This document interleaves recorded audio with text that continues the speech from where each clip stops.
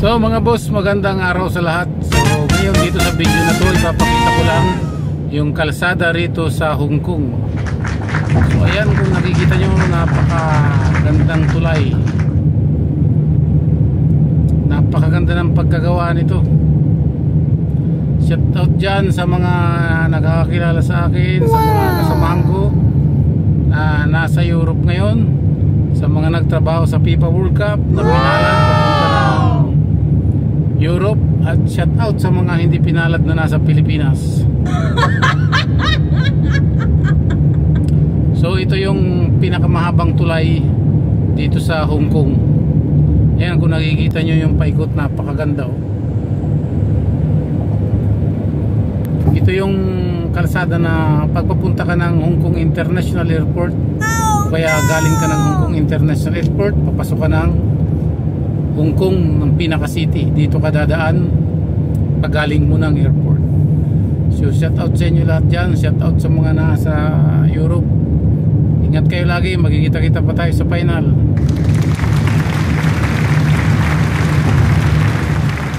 Sa mga nasa Pilipinas, stay lang muna kayo dyan sa carousel. Malaki yung kitaan dyan.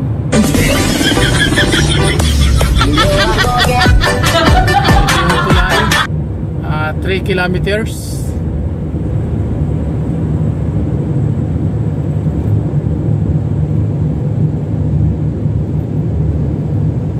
Ang ganda ng pagkagawa.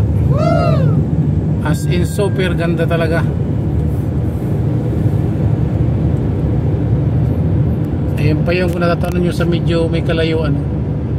Ganyan ang style ng tulay dito sa Hong Kong. Pag tawid-tawid sa isla. Shout out sa mga bus driver dyan.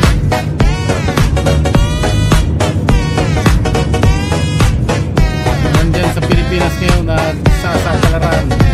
Huwag kayo mawala ng pag-asa, makakarating din kayo kung saan nyo gusto. Kung para sa'yo talaga yan, para sa'yo.